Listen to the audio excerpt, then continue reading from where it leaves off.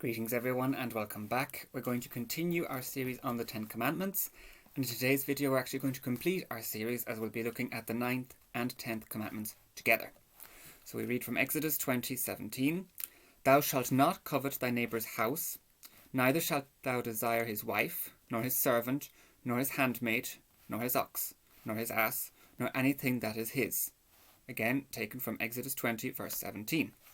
Importance of instruction on these two commandments. It is to be observed in the first place that these two precepts, which were delivered last in order, furnish a general principle for the observance of all the rest. What is commanded in these two amounts to this, that if we wish to observe the preceding precepts of the law, we must be particularly careful not to covet.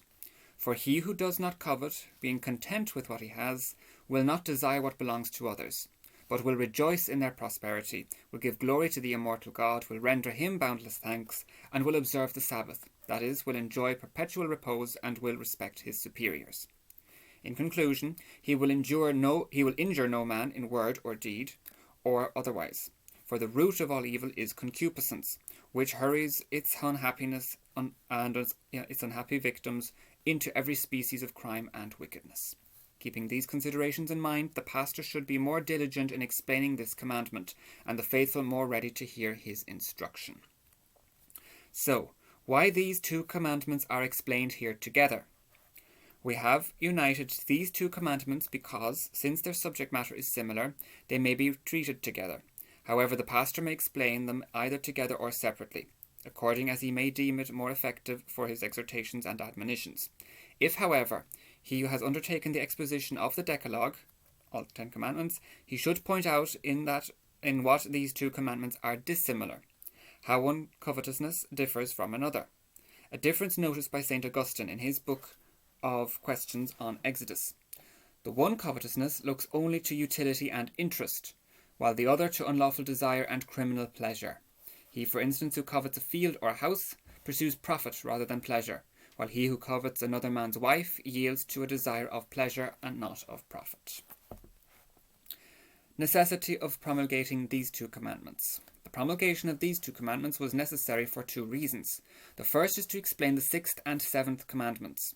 Reason alone shows that to prohibit adultery is also to prohibit the desire of another man's wife. Because were the desire lawful, its indulgence must be so too. Nevertheless, many of the Jews, blinded by sin, could not be induced to believe that such desires were prohibited by God. Nay, even after the law had been promulgated and become known, many who professed themselves its interpreters continued in the same error, as we learn from these words of our Lord recorded in St. Matthew. "You have heard that it was said to them of old, Thou shalt not commit adultery. But I say to you," and so on. As our Lord explains then, anyone who so much as desires his neighbour's wife has committed adultery in his heart. Matthew 5 verses 27 to 28. The second reason for the promulgation of these two commandments is that they distinctly and in express terms prohibit some things of which the 6th and 7th commandments do not contain an explicit prohibition. The 7th commandment, for instance, forbids an unjust desire or endeavour to take what belongs to another. Thou shalt not steal. But this commandment further prohibits even to covet it in any way, even though it could be acquired justly and lawfully, if we foresee that by such acquisition our neighbour would suffer some loss. These two commandments teach God's love for us and our need of him. But before we come to the exposition of the commandments, the faithful are first to be informed that by this law we are taught not only to restrain our inordinate desires, but also to know the boundless love of God towards us. By the preceding commandments, God had, as it were, fenced us round with safeguards, securing us and ours against injury of every sort.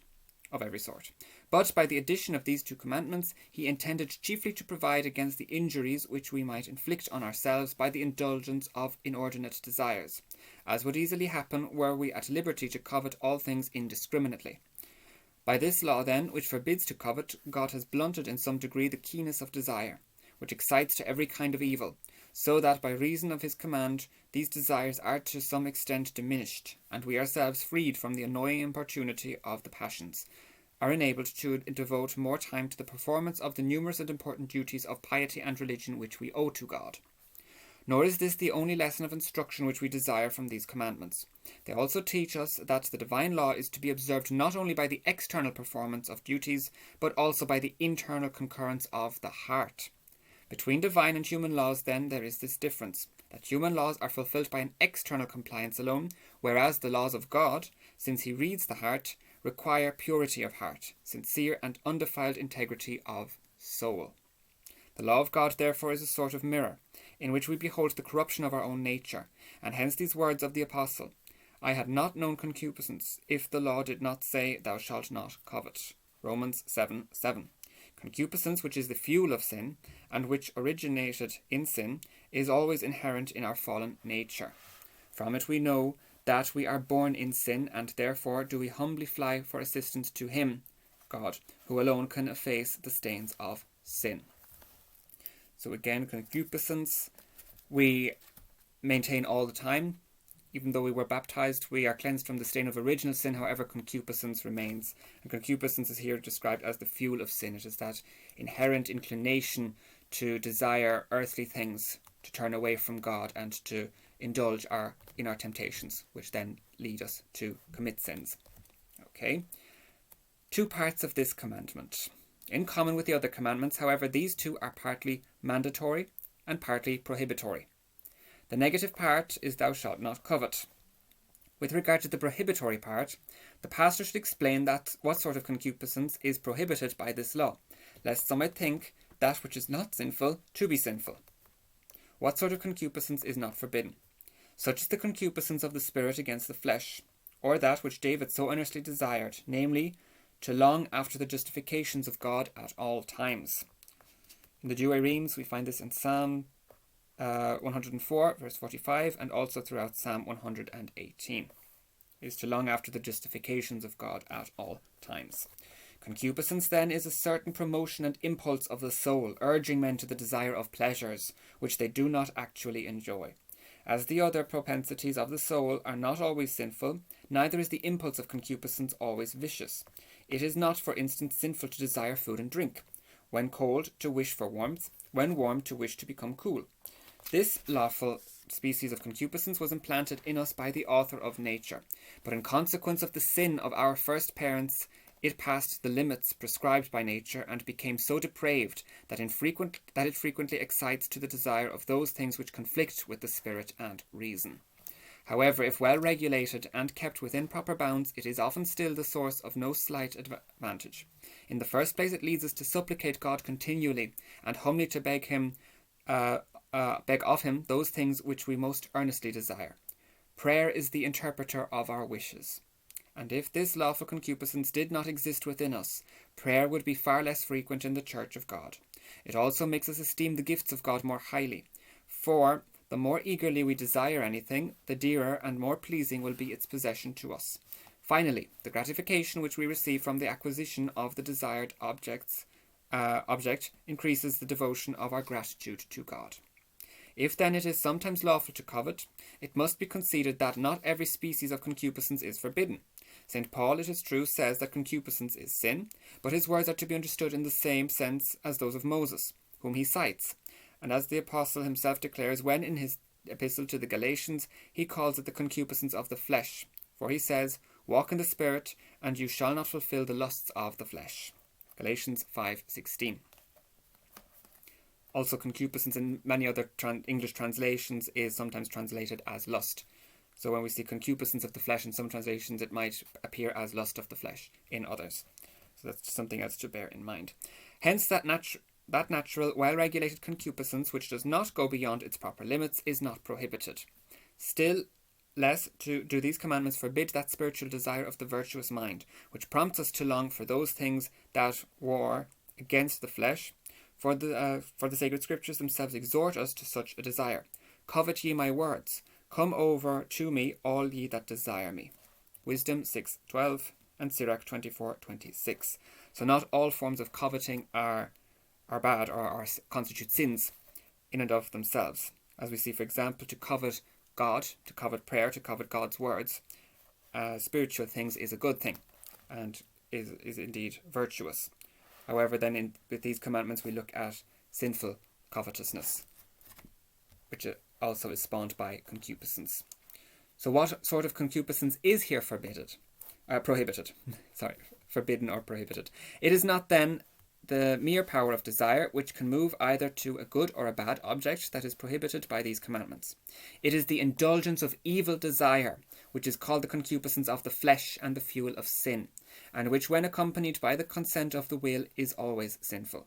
Therefore, only that covetousness is forbidden which the Apostle calls the concupiscence of the flesh, that is to say, those motions of desire which are contrary to the dictates of reason and outstep the limits prescribed by God. Two kinds of sinful concupiscence. This kind of covetousness is condemned either because it desires what is evil, such as adultery, drunkenness, murder, and such heinous crimes of which the Apostle says, "Let us not covet evil things, as they also coveted." 1 Corinthians 10 verse 6. Or because, although the objects may not be bad in themselves, yet there is some other reason which makes it wrong to desire them, as when, for instance, God or his church prohibit their possession, for it is not permitted us to desire these things which it is altogether unlawful to possess. Such were in the old law the gold and silver from which idols were made, and which the Lord in Deuteronomy forbade anyone to covet. Deuteronomy 29 verse 17. Another reason why this sort of vicious desire is condemned is that it has for its object that which belongs to another, such as a house, a servant, a field, a wife, an ox, an ass, donkeys, and many other things, all of which the law of God forbids us to covet, simply because they belong to another. So property in general, and also wives and husbands, spouses, that belong to others. The desire of such things, when consented to, is criminal, and is numbered among the most grievous sins. For sin is committed the moment the soul, yielding to the impulse of corrupt desires, is pleased with evil things, and either consents to or does not resist them. As St. James, pointing out the beginning and progress of sin, teaches when he says, "Every man is tempted by his own concupiscence, being drawn away and allured. Then, when concupiscence hath conceived, it bringeth forth sin. But sin, when it is completed, begetteth death." James 1, verses 14 to 15. So I'll just read that definition of sin again. Sin is committed the moment the soul, yielding to the impulse of corrupt desires, is pleased with evil things, and either consents to or does not resist them. Important to underline as well that temptation is not a sin, because with temptation then we still have the choice. Are we going to consent to it, be consumed by the temptation, or will we resist it? Will we turn to prayer to God and ask him to deliver us from that? So temptation, being tempted, is not sinful, but succumbing to the temptation is. That brings us then to sin. When therefore the law says, "Thou shalt not covet," it means that we are not to desire those things which belong to others. A thirst for what belongs to others is intense and insatiable, for it is written, "A covetous man shall not be satisfied with money," or "He who has money never has enough." Ecclesiastes 5:9. And of such a one Isaiah says, "Woe to you that join house to house and lay field to field." Isaiah 5 verse 8. The various objects we are forbidden to covet. But a distinct explanation of each of the words in which this commandment is expressed will make it easier to understand the deformity and grievousness of this sin. Thy neighbour's house. The pastor, therefore, should teach that by the word house is to be understood not only the habitation in which we dwell, but all our property, as we know from the usage and custom of the sacred writers. Thus, when it is said in Exodus that the Lord built houses for the midwives, the meaning is that he improved their condition and means. Exodus 1 verse 21. From this interpretation, therefore, we perceive that we are forbidden to indulge in eager desire of riches, or to envy others their wealth, or power, or rank, but on the contrary we are directed to be content with our own condition, whether it be high or low. Furthermore, it is forbidden to desire the glory of others, since glory also is comprised under the word house. Nor his ox, nor his ass, as taken from the book of Exodus. The words that follow teach us that not only is it unlawful to desire things of greater value, such as a house, rank, or glory, because they belong to others, but also things of little value, whatever they may be, animate or inanimate. so including livestock or other forms of property, no matter how big or how small. Nor his servant. The words, nor his servant, come next, and include captives as well as other slaves in the context of when it was written, whom it is no more lawful to covet than the other property of our neighbour. Now again, in the context of when this catechism was compiled, many of the manor houses, the kings and queens, they would have had servants. So that applies specifically to that as well. Nowadays we don't really have servants, we would have employees and employers, so it would apply in that sense. With regard to the free, who serve voluntarily either for wages or out of affection or respect, it is unlawful by words or hopes or promises or rewards to bribe or solicit them, under any pretext whatever, to leave those to whose service they have freely engaged themselves. Nay more, if before the period of their contract has expired, they leave their employers, they are to be admonished, on the authority of this commandment, to return to them by all means. Next, looking at what we mean by the neighbour, thy neighbour. The word neighbour is mentioned in this commandment to mark the wickedness of those who habitually covet the lands, houses, and the like, which lie in their immediate vicinity.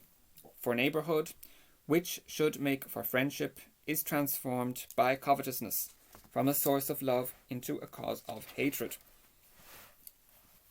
Goods for sale are not included under this prohibition, but this commandment is by no means transgressed by those who desire to purchase or have actually purchased at a fair price from a neighbour the goods which he has for sale.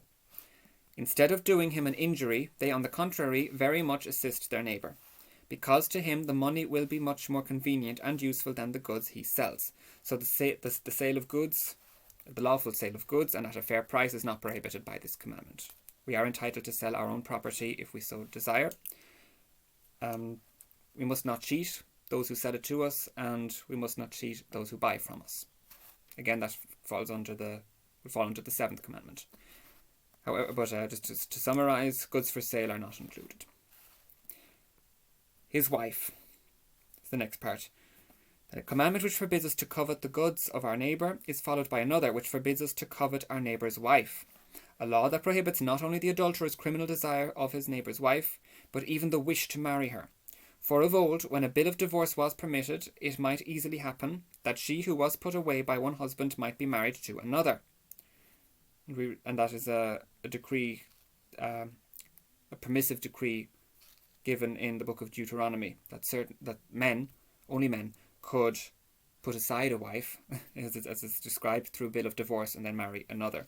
However, as we see in the Gospels, Christ is not at all satisfied with those decrees, but the Lord forbade the desire of another's wife, lest husbands might be induced to abandon their wives, or wives conduct themselves with such bad temper towards their husbands as to make it necessary to send them away.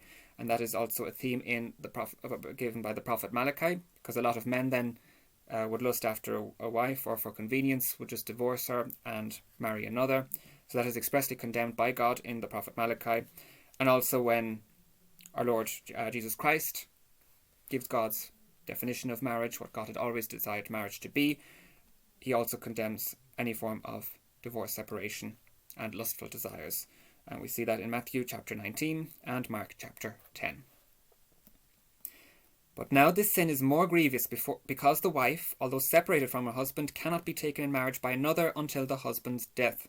He therefore who covets another man's wife will easily fall from this into another desire, for he will wish either the death of the husband or the commission of adultery. The same principle holds good with regard to women who have been betrothed to another.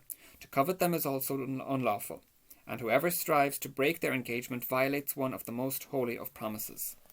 And if to covet the wedded wife of another is entirely unlawful, it is on no account right to desire in marriage the virgin who is consecrated to religion and to the service of God. And that would apply to both monks and nuns, also to priests, all those who have taken vows of celibacy. But should anyone desire in marriage a married woman whom he thinks to be single, and whom he would not wish to marry if he knew she had a husband living, certainly he does not violate this commandment. So if they don't know that the person is married, and if they knew they were married, they wouldn't covet them, then that is not an offence against this commandment. Pharaoh and Abimelech, as the scripture informs us, were betrayed into this error. from Genesis chapters 12 and 20. They wished to marry Sarah, supposing her to be unmarried, and to be the sister and not the wife of Abraham. Okay, that's another point of discussion for another time, but they didn't commit a sin because they didn't know. They genuinely didn't know that Sarah was the wife of Abraham. They thought she was his sister because Abraham told them as much. So they did not offend against this commandment not to covet because they didn't know. The positive part of this commandment. Detachment from riches is enjoined. In order to make known the remedies calculated to overcome the vice of covetousness, the pastor should explain the positive part of the commandment, which consists in this: that if riches abound, we set not our hearts upon them, that we be prepared to sacrifice them for the sake of piety and religion, that we contribute cheerfully towards the relief of the poor, and that if we ourselves are poor, we bear our poverty with patience and joy. And indeed, if we are generous with our own goods, we shall extinguish in our own hearts the desire of what belongs to another. Now, this is quite difficult for both sides. So for the rich to set not their hearts upon their riches, but instead to put them to good use, to put God first. And also for those not so rich, not just those in poverty, but also middle class and working class, to bear their state in life with patience and joy. That is not very easy for most of us. There's all the more reason to ponder these commandments, these decrees, to pray, to seek God, and to put always God first. Because everything we have is a gift from God, essentially. And we will lose everything anyway after we depart from this life. So we would be better off to place our treasures on heavenly things, as Christ instructed us to. Concerning the praises of poverty and the contempt of riches, the pastor will find little difficulty in collecting abundant matter for the instruction of the faithful from the sacred scriptures and the works of the fathers. The desire of heavenly and spiritual things is enjoined. Likewise, this commandment requires us to desire with all the ardour and all the earnestness of our souls the consummation, not of our own wishes, but of the holy will of God. Thy will be done, O Lord, not ours. As it is expressed in the Lord's Prayer.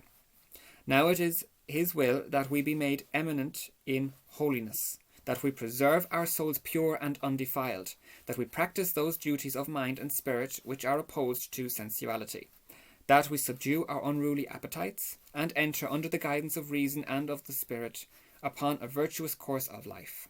And finally, that we hold under restraint those senses in particular which supply matter to the passions. Thoughts which help one to keep these commandments. In order to extinguish the fire of passion, it will be found most efficacious to place before our eyes the evil consequences of its indulgence. Among those evils, the first is that by obedience to the impulse of passion, sin gains uncontrolled sway over the soul. Hence the apostle warns us, "Let not sin therefore reign in your mortal body, so as to obey the lusts thereof." Romans 6 verse 12. Just as resistance to the passions destroys the power of sin, so indulgence of the passions expels God from his kingdom and introduces sin in his place. Again, concupiscence, as St. James teaches, is the source from which flows every sin, which we saw earlier in James chapter 1, verses 14 to 15. Likewise, St. John says, "All that is in the world is the concupiscence of the flesh, the concupiscence of the eyes, and the pride of life." So those are the three sources of sin, described by St. John in 1 John 2, verse 16. That is the concupiscence of the flesh, concupiscence of the eyes, and the pride of life. The third evil of sensuality is that it darkens the understanding. Blinded by passion, man comes to regard whatever he desires as lawful and even laudable. Finally, concupiscence stifles the seed of the divine word, sown in our souls by God, the great husbandman. Some, it is written in St. Mark, are sown among thorns. These are they who hear the word, and the cares of the world, and the deceitfulness of riches, and the lust after other things, entering in, choke the word, and it is made fruitless. Mark chapter 4, verses 18 to 19, as part of the parable of the sower. Chief ways in which these two commandments are violated. They who, more than others, are the slaves of concupiscence, the pastor should exhort with greater earnestness to observe this commandment. Such are the following: those who are addicted to improper amusements, or who are immoderately given to recreation, merchants who wish for scarcity, and who cannot bear that other buyers or sellers hinder them from selling at a higher or buying at a lower rate.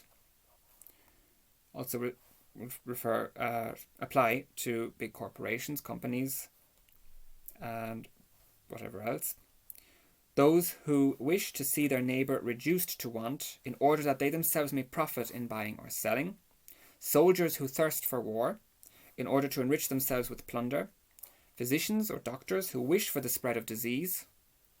Lawyers who are anxious for a great number of cases and litigations. And artisans who through greed for gain wish for a scarcity of the necessaries of life in order that they may increase their profits. They too sin gravely against this commandment, who, because they are envious of the praise and glory won by others, strive to tarnish in some degree their fame, particularly if they themselves are idle and worthless characters. For fame and glory are the reward of virtue and industry, not of indolence and laziness. Good. That brings us to the end of this commandment, and indeed of all 10 commandments. In summary, I will read out the offences, the general offences against these commandments before we finish off. So the 9th commandment, thou shalt not covet thy neighbour's wife. The 9th commandment forbids all those impure thoughts and desires which we take deliberate pleasure in so thinking, or we willingly consent to, whenever these unchaste thoughts or passions come into our mind. The penitent should keep in mind that any sin listed under the 6th commandment, in which one willing or deliberately entertains the desire, may have the same degree of gravity. And the 10th commandment, thou shalt not covet thy neighbour's goods.